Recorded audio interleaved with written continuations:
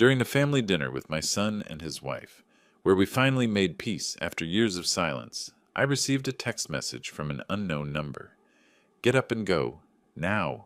Don't say anything to your son. I decided to listen and learned the terrible truth, which made my hair stand on end. 30 minutes later, the police were knocking on their door. You won't believe what happened next.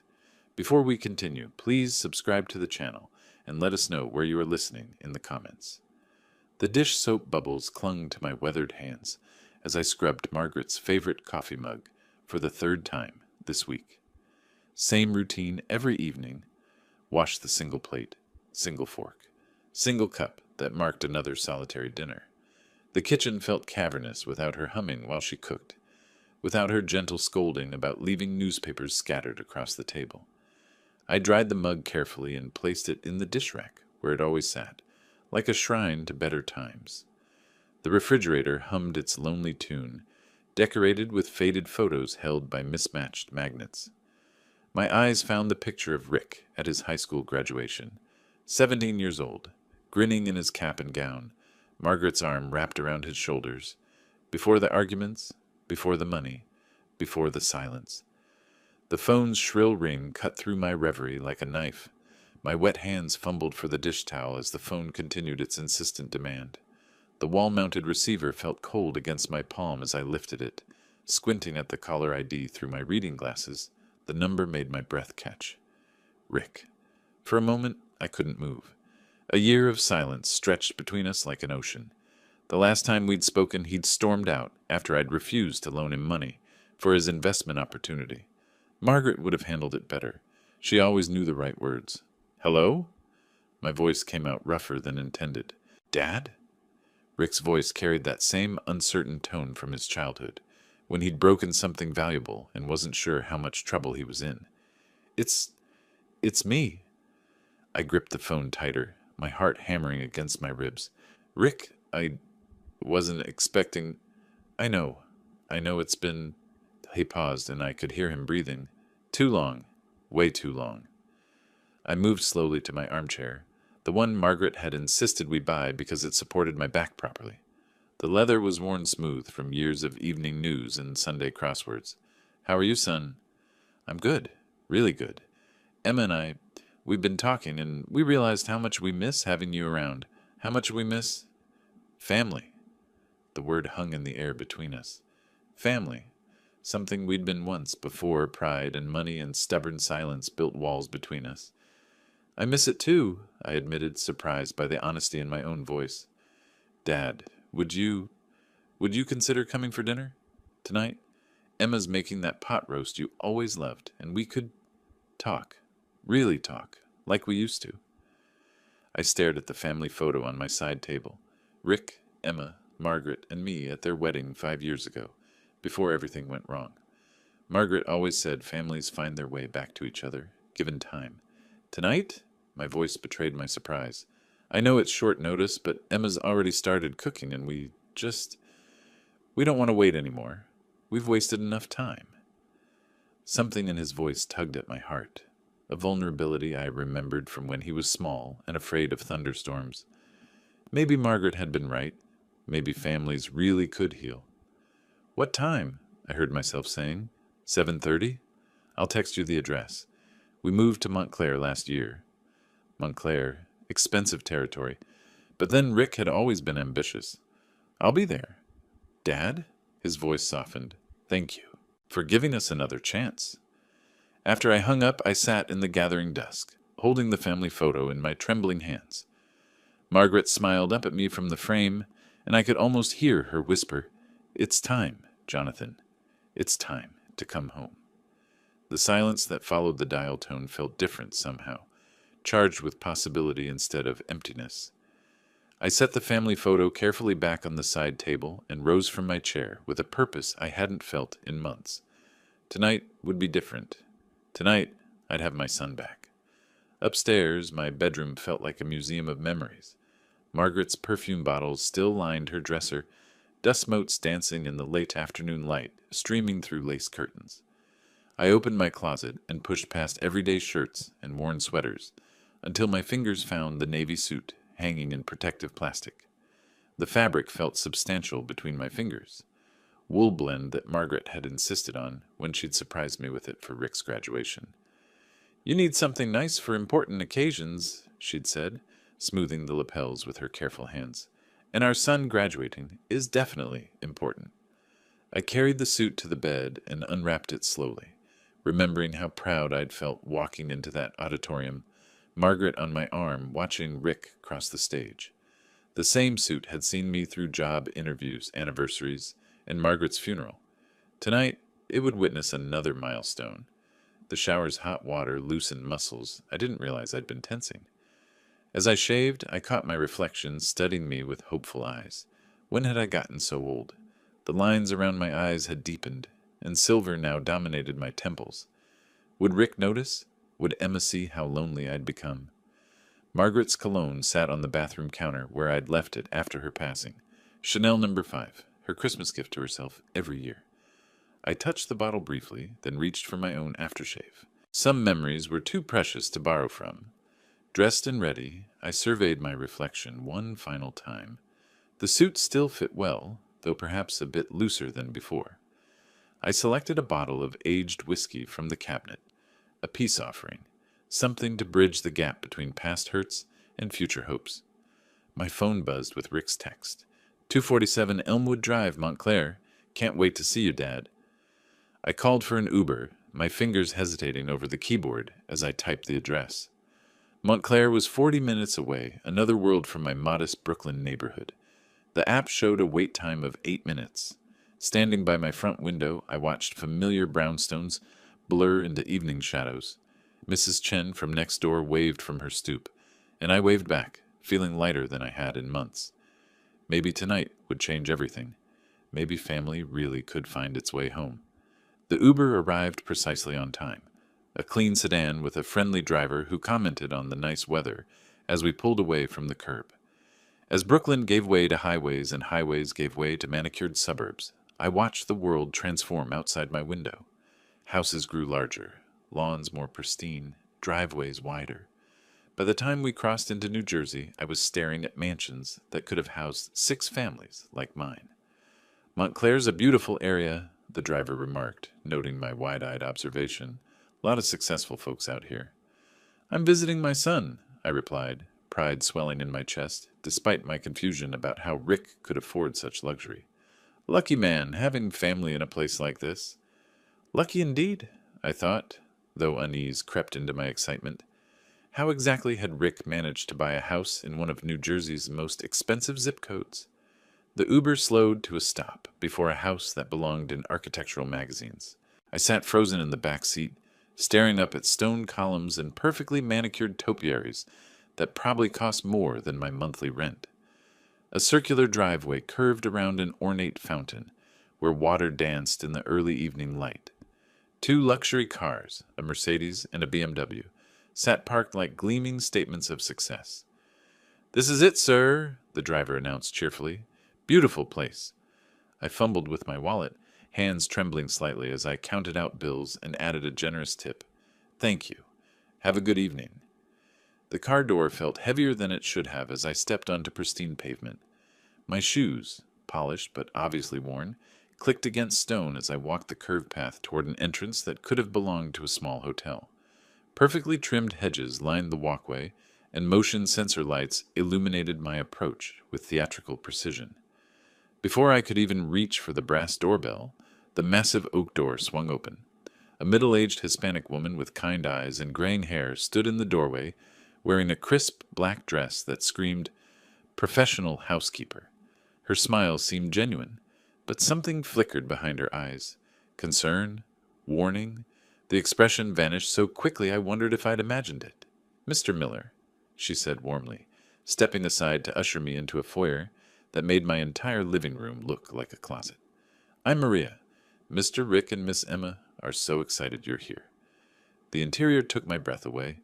Marble floors stretched toward a curved staircase that belonged in movies about rich people. Crystal chandeliers cast warm light over oil paintings that looked original and expensive. Fresh flowers, real ones, not the artificial arrangements I favored, filled the air with subtle perfume. "Dad!" Rick's voice boomed from somewhere deeper in the house, footsteps echoing as he approached. He appeared in the foyer, looking like a magazine model. Expensive suit, perfect haircut, teeth that definitely hadn't been that white at his graduation.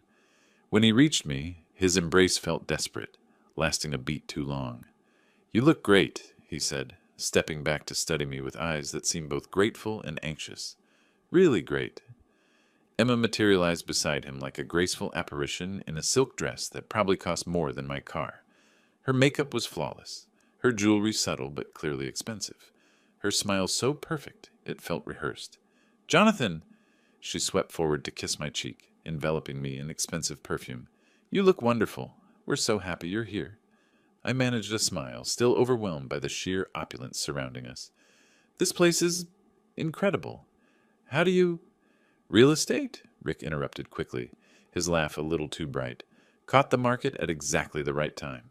Lucky timing, mostly." Something about his tone made me pause, but Emma was already taking my arm with practiced grace. "Come, let's get you settled. Maria, could you take Mr. Miller's coat?" I handed over my jacket, my best one, though it suddenly felt shabby in these surroundings. Maria accepted it with another of those kind but troubled smiles, disappearing toward what I assumed was a coat closet large enough to house a small family. "I brought this," I said, offering the whiskey bottle I'd selected so carefully. "Thought we could share a drink." Rick's face lit up as he examined the label. "Dad, this is fantastic. You shouldn't have, but I'm glad you did." He clapped my shoulder with enthusiasm that felt slightly forced. "Emma's been cooking all afternoon. She remembered how much you love pot roast." How did Emma remember my food preferences? We'd shared perhaps 3 meals together in 5 years, and I couldn't recall pot roast being a topic of conversation. But her smile was so warm, so welcoming that I pushed the thought aside. "You're too kind," I told her, meaning it despite my confusion. "Family takes care of family," she replied smoothly, linking her arm through mine. "That's what matters most." Rick led us toward what I assumed was the dining room, his stride confident, but something tight around his eyes. Maria had vanished somewhere into the house's depths, leaving us in this perfect tableau of family reunion. As we walked through rooms that belonged in decorating magazines, I tried to reconcile this obvious wealth with the son who'd asked me for money just a year ago. The dining room opened before us like something from a period drama. Mahogany table set for 4 with china that caught the light from an overhead chandelier. Silver gleamed against white linen, and the scent of cooking pot roast drifted from somewhere beyond swinging doors. That probably led to a kitchen larger than my apartment. "This is beautiful," I breathed, genuinely awed. Emma beamed at the compliment. "We want tonight to be special. We want to start over, Jonathan. All of us." As Rick pulled out my chair with the practiced ease of someone accustomed to formal dining, I found myself hoping Margaret could see this moment. Her boy had made something of himself, found success beyond our modest dreams. Maybe she'd be proud of how he'd turned out. Maybe she'd approve of this chance at reconciliation I was about to take. The dining room welcomed us like a scene from a lifestyle magazine. Crystal glasses caught the chandelier's warm light, casting tiny rainbows across starched white linens. Silver gleamed against bone china that probably cost more than my monthly rent. Each place setting looked like artwork, multiple forks arranged with military precision, cloth napkins folded into perfect peaks. "This is incredible," I breathed, running my fingers along the mahogany table's polished edge. Rick beamed as he pulled out my chair at the head of the table. "Only the best for family reunions, right, Dad?" Emma settled gracefully to my left, while Rick claimed the seat to my right. The arrangement felt deliberate, both of them positioned where they could watch my every reaction, guide every conversation. Maria appeared silently from what I assumed was the kitchen, carrying delicate appetizers arranged like tiny sculptures. "Let's start with your whiskey," Rick announced, already opening the bottle I'd brought. The amber liquid caught the light as he poured generous portions into heavy crystal tumblers. "This calls for a proper toast." He handed me a glass filled higher than I would have poured for myself. The whiskey's warmth spread through my chest as Emma raised her wine glass with theatrical grace. "To family," she said, her smile radiant. "To forgiveness and fresh starts. To Margaret, Rick added, his voice catching slightly. She would have wanted us together like this. The whiskey burned sweetly as we drank. Margaret always said alcohol loosened tongues and hearts in equal measure. Tonight, surrounded by such obvious prosperity, I found myself wondering what she'd think of this opulent display. Tell us about the restaurants. Emma leaned forward with genuine seeming interest. Rick says you built an empire from nothing. Empire's too grand a word. I took another sip, feeling unusually relaxed. Just hard work and faith in people. Margaret always said treat employees like family, customers like friends. Don't be modest, Dad. Rick refilled my glass before I noticed it had emptied. 7 locations now. That's impressive by any standard. 7. He'd been keeping track even during our silence. Something warm expanded in my chest. Maybe he'd cared more than I'd realized.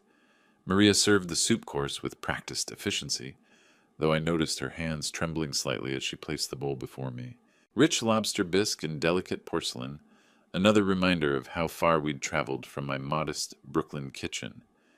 Do you ever think about retirement? Emma asked casually, cutting her bread with surgical precision, slowing down a bit. The restaurants keep me busy. It's what Margaret and I built together. I found myself drinking more freely than usual. The combination of good company and fine alcohol-loosening inhibitions I'd maintained for months. Every location has her fingerprints on it. Rick and Emma exchanged a glance I pretended not to notice. They seemed to communicate without words, like couples do after years together.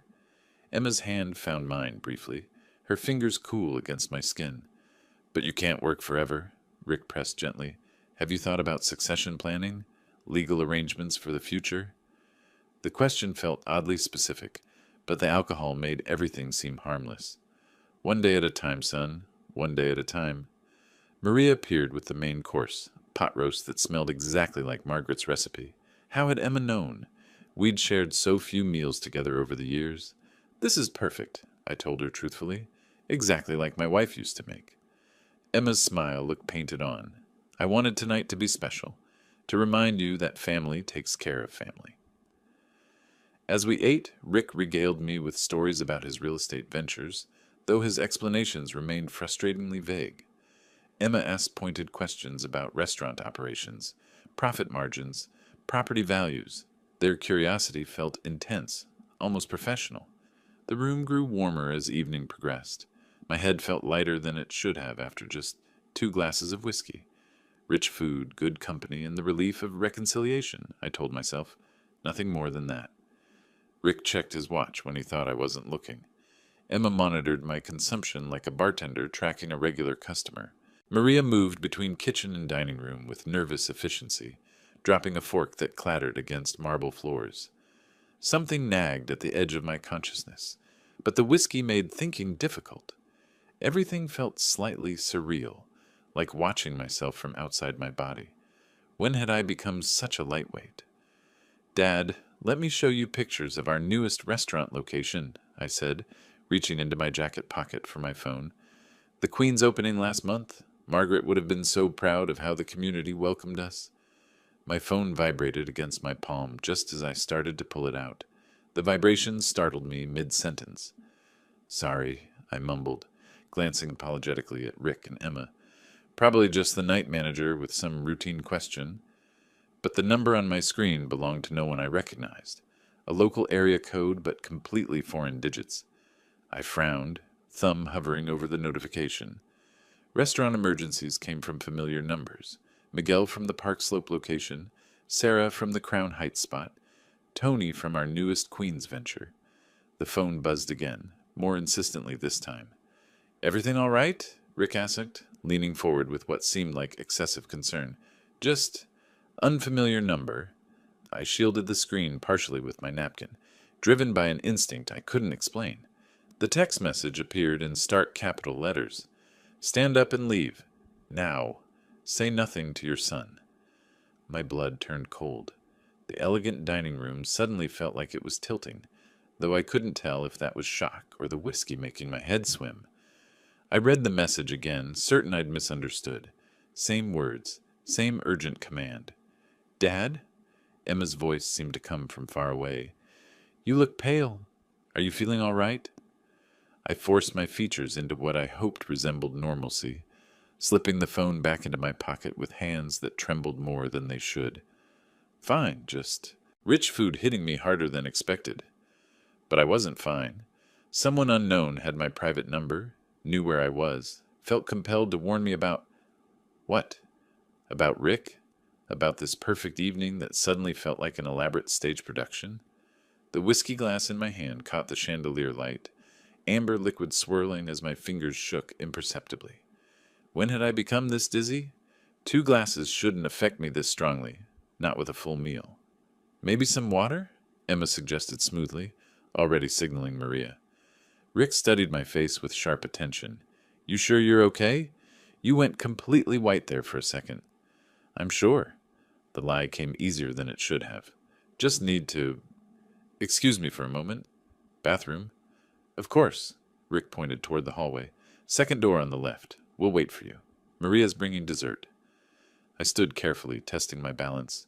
The room swayed slightly, but I managed to walk normally toward the hallway. Behind me, Rick and Emma's voices continued in low, concerned tones.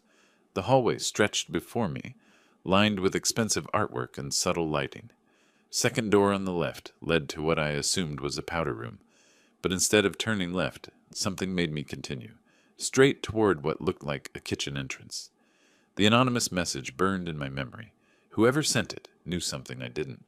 Someone felt I was in enough danger to risk exposure by warning a complete stranger. Maria stood at an enormous sink, washing crystal glasses with methodical precision. Her back was turned toward me, but she didn't acknowledge my presence even though my footsteps must have been audible on the marble floors. She continued her work as if I were invisible. The kitchen's back door stood just beyond her, leading to what looked like a garden. Freedom, fresh air, space to think clearly away from Rick and Emma's watchful eyes. I moved quietly past Maria, expecting her to turn, to question my presence, to alert my hosts. She never looked up from her washing, though her shoulders tensed slightly as I passed. The door opened silently onto a manicured lawn that could have belonged to a country club. Motion sensors illuminated my path across perfectly trimmed grass toward a gate in the property's back fence. My phone felt heavy in my pocket, carrying its mysterious warning like a ticking bomb. Street lamps beyond the fence promised anonymity, distance from whatever danger had prompted that urgent message. I walked faster, my dress shoes slipping slightly on dewy grass, not caring about stains or appearances anymore. The gate opened onto a quiet residential street, lined with mansions that probably housed millionaires and their secrets. I pulled out my phone with trembling fingers, opened my ride-sharing app, and requested pickup 1 block away from Rick's address. 5 minutes until arrival. 5 minutes to decide whether I was being paranoid or protecting myself from something real. The phone in my hand felt like evidence of conspiracy or paranoia. I couldn't tell which, but that message, those urgent capital letters, had triggered every survival instinct Margaret's practical wisdom had ever taught me. When someone warns you about danger, she'd always said, listen first and ask questions later. The Uber's headlights appeared at the end of the block, cutting through suburban darkness like a lifeline.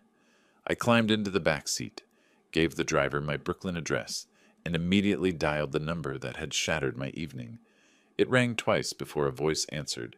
Careful, anonymous, deliberately neutral. I hoped you would call this number. Who is this? My voice came out rougher than intended. Why did you warn me? I cannot reveal myself, but you were in immediate danger tonight. That's impossible. I was having dinner with my son. A pause that stretched too long. Then, your son owes $2.3 million to people who break bones when payment is late. The Uber driver glanced in his rearview mirror as we merged into traffic, probably wondering why his passenger had gone completely silent mid-conversation. I gripped the phone tighter, the anonymous voice's words echoing in my head like hammer blows. That's impossible, I repeated, though my voice lacked conviction. Rick owns real estate. He lives in a mansion. Borrowed against everything to fund gambling debts, underground casinos, high-stakes poker, sports betting with organized loan sharks. The voice remained calm, methodical. 2 weeks to pay or face serious physical consequences.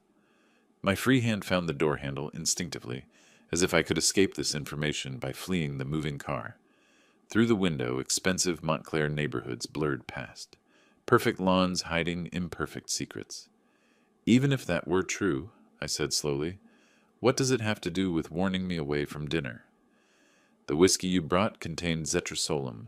It multiplies alcohol effects by a factor of 5, making you extremely susceptible to suggestion. The words hit like a physical blow. The unusual dizziness, the way 2 glasses had affected me like 6. My increasing willingness to discuss business details I'd normally keep private. That's... I stopped, remembering Rick's eager insistence on opening my gift immediately, Emma's careful monitoring of my consumption, their coordinated refilling of my glass before I'd noticed it emptying. Legal documents were prepared in advance, the voice continued relentlessly. Complete transfer of your restaurant properties and business assets. Power of attorney granting your son full control. The only missing element was your signature. The Uber driver kept his eyes on the road, professionally ignoring his passenger's obvious distress. I stared out at suburban streets that looked suddenly sinister, every well-lit window potentially concealing similar betrayals. How do you know all this? That doesn't matter. What matters is that you escaped before signing anything. Zetrasolum combined with alcohol can cause memory gaps, making it easy to claim you willingly transferred everything. I thought about Rick's nervous energy, Emma's rehearsed warmth, their pointed questions about succession planning and retirement. The evening replayed in my memory with horrifying new context. Every toast, every refilled glass, every strategic touch designed to lower my guard. My son wouldn't, but the protest died in my throat. The boy who'd once asked me to read him bedtime stories had grown into a man desperate enough to drug his own father. The loan sharks gave him 2 weeks. That deadline is in 11 days. Why are you helping me? I asked finally. Because what they planned was wrong. Because you deserve to know the truth about people you trust. The anonymous caller knew details no stranger should possess. Debt amounts, drug names, illegal document specifics. Someone with intimate access to Rick and Emma's conspiracy. Who are you really? Someone who sees more than people realize. Someone who couldn't stand by and watch an innocent man be destroyed by family greed. Maria. The realization hit me like lightning. Her nervous efficiency during dinner, the way she'd avoided eye contact, her deliberate non-reaction when I'd passed through the kitchen. She'd known about the plan and chosen conscience over employment security. Thank you, I said quietly. Don't thank me yet. They'll realize you're gone soon. Rick is desperate enough to try again, possibly with more dangerous methods. The Uber continued toward Brooklyn, each mile increasing the distance between me and the son I thought I knew. My phone showed 3 missed calls from Rick's number, probably wondering what was taking so long in the bathroom. What should I do? Protect yourself. Change locks. Inform your lawyers. Move financial assets to accounts Rick can't access. He knows your business inside and out. Every vulnerability. Every routine. The driver caught my eye in the mirror. We're about halfway to Brooklyn, sir. You doing all right back there? I nodded, not trusting my voice. Through the phone, I could hear the anonymous caller, breathing steadily, waiting for my next question. Will you testify, if this goes to court? I can't, but the truth has a way of surfacing when people dig deep enough. 3 more missed calls appeared on my screen. Rick's panic would be growing as bathroom minutes stretched into an obvious absence. Soon he'd realize I'd fled deliberately, and desperation would make him dangerous. Be very careful, the voice warned. Desperate people make desperate choices. Your son has 11 days to find $2.3 million, or face consequences worse than bankruptcy. The call ended, leaving me alone with the Uber driver's soft jazz and the weight of complete family destruction. In one evening, I'd gained a son and lost him again, learned the price of trust and the cost of naivety. My phone buzzed with a text from Rick. Dad, where are you? We're worried sick. I stared at the message, then deleted it without responding. The man who'd sent those words had planned to drug me unconscious and steal everything Margaret and I had built together. The Uber driver cleared his throat gently. Sir, we're approaching the Brooklyn Bridge. still want to go to the original address? I looked out at the city lights reflecting off dark water, then back at my phone showing the route to Montclair, still available in my GPS. Safety lay ahead in Brooklyn, but confrontation waited behind in New Jersey. For the first time in my life, I had to choose between protecting myself and protecting what remained of my family. Brooklyn's familiar skyline beckoned through the Uber's windshield, promising safety and the comfort of my worn armchair, where Margaret's memory lived in every thread. But safety felt like cowardice now, knowing what Rick was capable of doing to others when desperation struck again. I pulled Margaret's wedding photo from my wallet, edges soft from years of handling, her smile as radiant as the day we'd promised to build something meaningful together. She'd never backed down from difficult conversations, never chose comfort over doing what was right. She wouldn't run, I whispered to her image. The driver caught my eye in the rearview mirror. Everything all right back there, sir? Actually, no. I straightened in my seat, decision crystallizing like steel in my chest. I need to make a phone call, then we're changing destination. My fingers shook as I dialed 911. 2 rings, then a professional voice. Emergency services. What's your emergency? My family is attempting to poison me for money. The words sounded surreal, spoken aloud, like lines from a television drama. I have evidence, and they're still at the location with prepared legal documents. Sir, are you in immediate danger? Not right now. But I need officers at 247 Elmwood Drive, Montclair, New Jersey. I'm returning there to gather evidence. The dispatcher's questions came rapid fire. Nature of poisoning, number of suspects, weapons present. I answered methodically, my business training taking over. Clear facts, specific details, actionable information. Officers are en route. Estimated arrival 20 minutes. Sir, I strongly advise you not to return to that location until... I understand the risk. Margaret's photo stared up at me, her eyes holding that expression she wore when I needed to be braver than I felt. But if I don't go back, they'll destroy evidence and try this again with someone else. After disconnecting, I leaned forward toward the driver. Change of plans. We're going back to Montclair. Sir, you seem really upset. Maybe you should think about...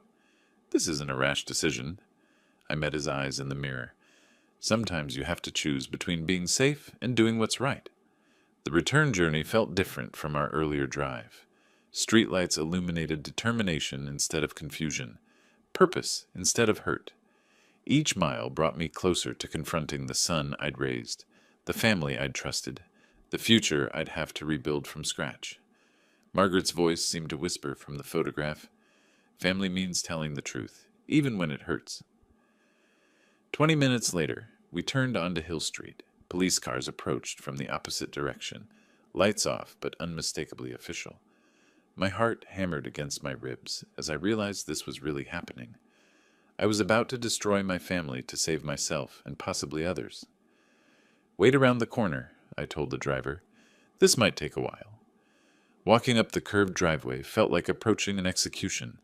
The mansion's perfect exterior concealed such calculated evil, such desperate betrayal. My hand trembled as I reached for the doorbell. Time to face my son. The doorbell's chimes echoed through the mansion like a death knell. Footsteps approached quickly, too quickly for casual concern. Rick yanked the door open, relief and suspicion warring across his features. Dad, where have you been? His smile looked painted on. We were getting worried sick. Sorry, son. I forced my voice into apologetic tones. I needed some fresh air. Felt dizzy after all that rich food. Dizzy? His eyes sharpened. You were gone for almost half an hour. Emma thought something terrible had happened. Time got away from me. Beautiful neighborhood you have here. I walked further than intended. Emma appeared behind Rick, her designer dress wrinkled from nervous pacing. Her perfect hostess mask slipped for just a moment, revealing raw panic underneath. Jonathan, you gave us such a scare. She reached for my arm with fingers that trembled slightly. Are you feeling better now? Much better, thank you. I allowed her to guide me back inside, noting how her grip lingered too long, too tight. Just needed to clear my head. The foyer felt smaller now, oppressive rather than impressive. Every expensive detail reminded me of the blood money that had purchased this illusion of success. Perhaps you had too much wine with dinner? Emma's laugh sounded brittle. Let's get you some water, and actually, I think I'd like to sit down again. I moved deliberately toward the dining room. If that's all right?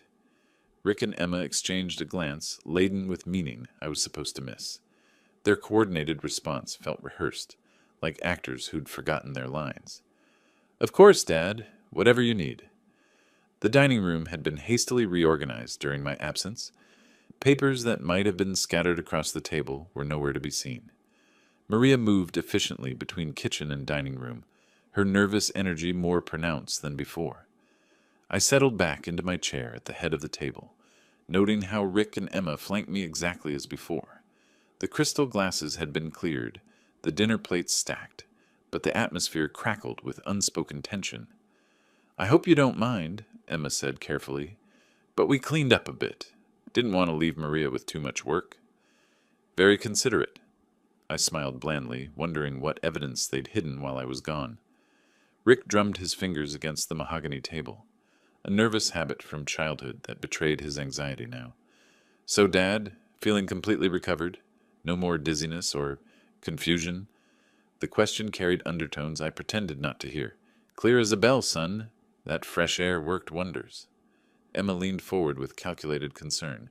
You know, rich meals can affect people differently as we get older. Perhaps next time we should plan something lighter. Next time. As if there would be one after tonight. I've always had a strong constitution, I replied evenly. Takes more than good food and wine to slow me down. Maria appeared with fresh water glasses, her movements sharp and efficient. When she placed mine before me, her fingers brushed the table edge in what might have been an accidental tremor. Rick checked his watch, a gesture so subtle I almost missed it. Whatever timeline they were working against was growing shorter. Well, he said with forced brightness, since you're feeling better, maybe we could continue our evening. I know Emma was looking forward to more conversation. Absolutely. Emma's smile could have powered the chandelier. We have so much catching up to do. But something had shifted during my absence. Their desperation was showing through the cracks in their performance, and I could sense the evening building toward a crescendo. Rick stood suddenly and moved toward the liquor cabinet. Dad, let's have one more toast before the evening ends. Rick's hands trembled almost imperceptibly as he measured whiskey into fresh crystal tumblers. I watched him work, noting how he lingered over my glass, adding extra liquid that caught the light differently than the amber spirits. You know, I began casually, I want to tell you about the day you were born, Rick. His shoulders tensed slightly. Dad, that's sweet, but maybe we should toast first? This whiskey is too good to let it get warm. This is important, son. I settled back in my chair, hands folded peacefully. Your mother was in labor for 14 hours. Longest day of my life. Emma leaned forward with forced enthusiasm.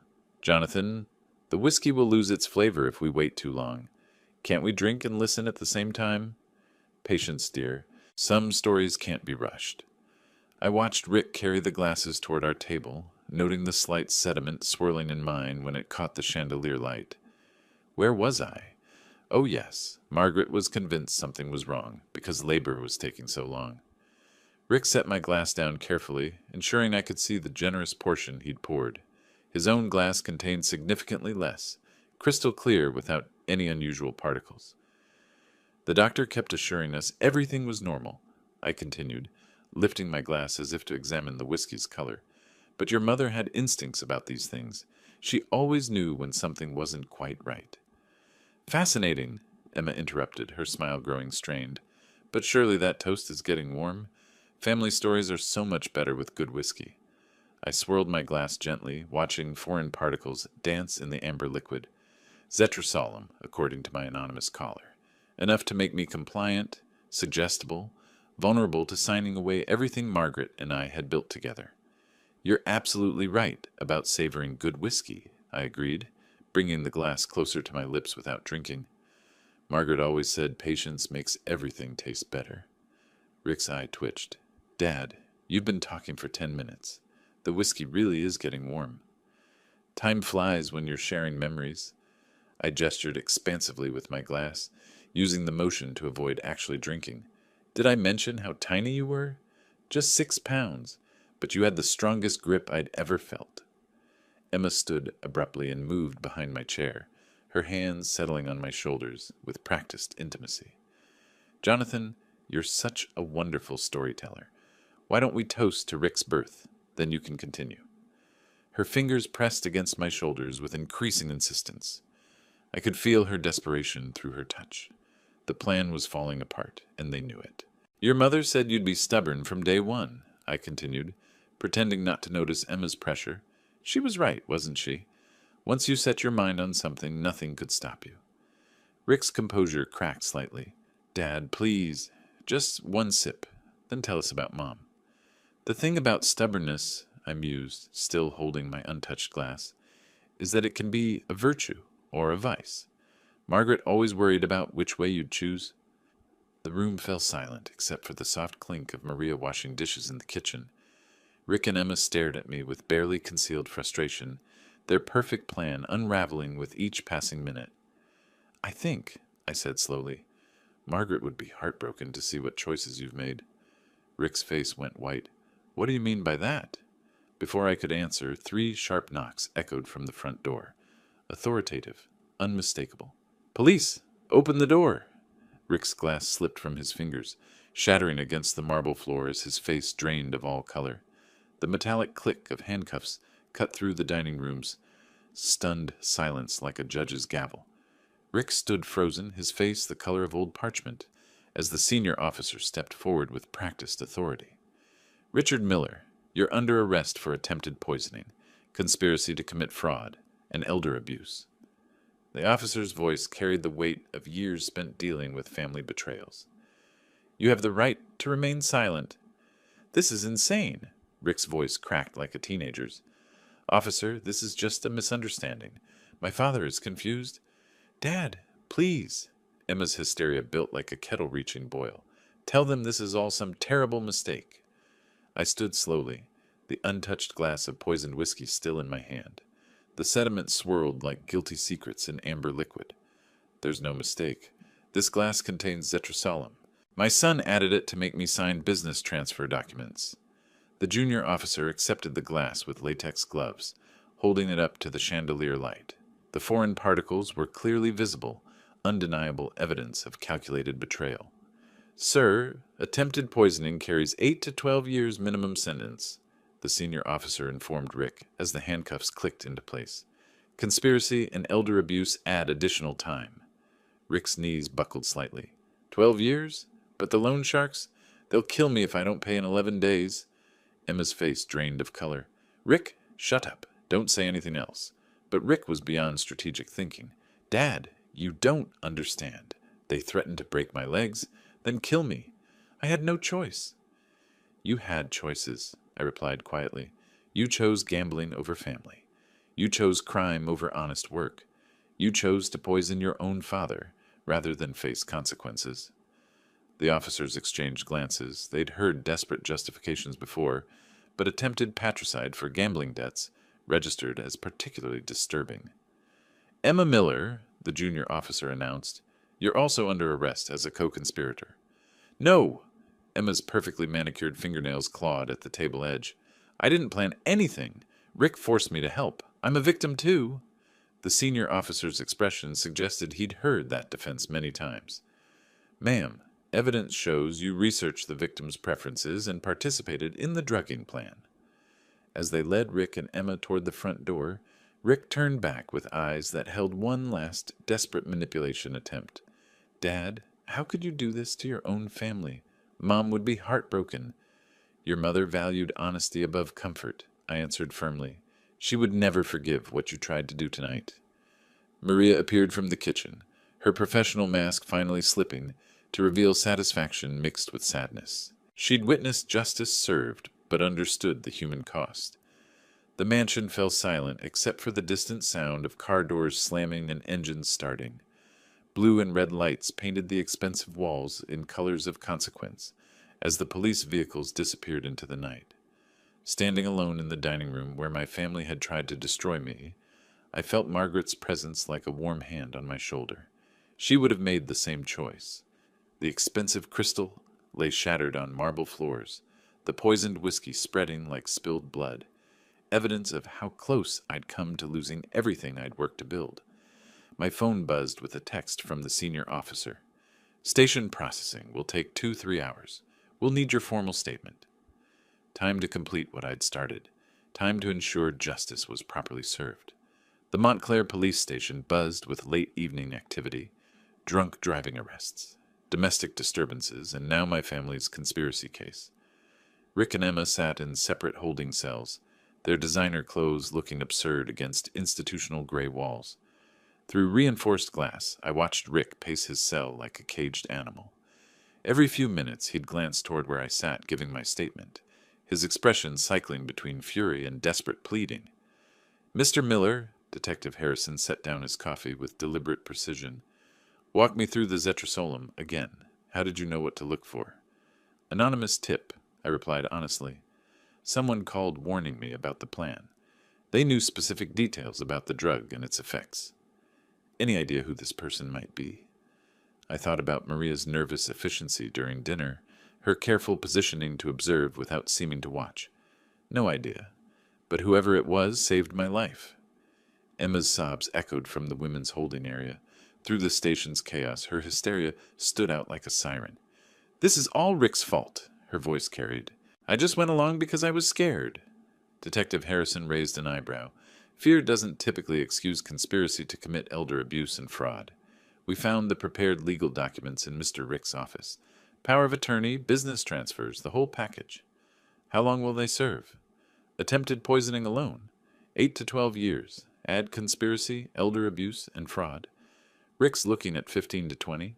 Emma might get less if she cooperates, but she's still facing serious time. The numbers felt surreal. My son would spend his 40s in prison because he couldn't accept responsibility for his gambling addiction. The loan sharks he mentioned, Detective Harrison continued, will need details about those threats. Might help explain his desperation, though it won't excuse attempted murder. Through the window, I could see Rick slumped on his cell's narrow bench, head in his hands. 20 years of my life raising him, teaching him right from wrong, building a legacy he could inherit, all destroyed by his inability to face consequences like an adult. Dad! His voice suddenly boomed through the station as he spotted me through the glass. Please, I'll pay it all back. I'll go to treatment. I'll change. The same promises he'd made during our last argument about money. The same manipulation that had worked when he was younger, and I was more naive about enabling destructive behavior. Mr. Miller, Detective Harrison observed my son's outburst, he's going to keep trying to manipulate you. Standard pattern with family financial crimes. I know. His mother always said I was too soft with him. Maybe if I'd been stronger earlier. Not your fault, sir. Adult children make their own choices. Emma appeared at her cell window, makeup streaked down her cheeks like war paint. Jonathan, please talk to them. Tell them I was coerced. I never wanted to hurt you. Her desperation felt familiar, the same tone Rick had used when caught in childhood lies. Neither of them accepted responsibility. Both blamed circumstances beyond their control. Detective, I need to ask you something important. I leaned forward, decision crystallizing. The anonymous person who warned me? They risked everything to save a stranger. If I knew who they were, I'd want to help them. Understood. If they come forward, we'll make sure their cooperation is noted. The station's fluorescent lights hummed overhead, casting harsh shadows that revealed truth without flattery. My family's perfect facade had crumbled completely, exposing the desperate criminality underneath. 3 hours later, paperwork complete and formal statements recorded, I stood in the station lobby. The officer approached with car keys. Ready to go home, Mr. Miller? We'll drive you back to Brooklyn. I pulled out my phone, staring at the number that had saved my life. Actually, I need to make one call first, to thank someone who deserves to know how this ended. The phone rang twice before a familiar voice answered, no longer disguised by fear, but warm with genuine concern. This is Maria Gonzalez. How are you, Mr. Miller? Maria. Relief flooded through me like warm sunlight. You were right there the whole time. You saw everything and still found the courage to save me. I couldn't let them hurt you. You treated me with kindness when your son and his wife treated me like furniture. Sitting in the police station lobby at nearly midnight, I found myself crying for the first time since Margaret's funeral. not from pain, but from overwhelming gratitude for this woman's moral courage. Maria, how did you know? About the Zetrasolum, the documents, all of it? 3 days ago, I was cleaning Mr. Rick's office when I heard them planning. They spoke as if I wasn't human, like I couldn't understand English, or wouldn't matter if I did. The casual cruelty struck me harder than the attempted poisoning. My son had become someone who dismissed human dignity based on job titles and immigration status. They discussed everything: the drug, how much to use, where to hide the papers. Miss Emma researched your favorite foods, your business routines, everything needed to manipulate you. You risked your job, possibly deportation, to warn a stranger? Not a stranger, her voice softened. A good man who reminded me of my father. Someone who said, please and thank you, and actually looked at me when speaking. The police officer gestured that my ride was ready, but this conversation mattered more than convenience. Maria, I need to ask you something important. Do you have another job lined up? No, sir. After tonight, I doubt I'll get references from the Millers. I own 7 restaurants in Brooklyn. I need a manager for my newest location. Someone I can trust completely. Someone with your moral character and judgment. Silence stretched across the phone connection. When Maria spoke again, her voice trembled with emotion. Mr. Miller, you don't have to. This isn't charity. I need employees who do the right thing when no one's watching. You proved tonight that you're exactly that person. The salary would be $60,000 to start, health benefits, profit sharing after 1 year, plus all the job training you need to advance in restaurant management. Maria's sob was audible through the phone. Sir, I don't know what to say. Say you'll start Monday morning, 10 a.m. at the Crown Heights location. I'll be there to personally train you. The police officer waited patiently while I completed arrangements with Maria. Address exchange, start date confirmation, promise of work visa assistance if needed. When I finally hung up, I felt lighter than I had in months. The ride back to Brooklyn passed in comfortable silence. Streetlights illuminated familiar neighborhoods, where honesty still mattered more than wealth, where people worked hard without expecting others to fund their mistakes.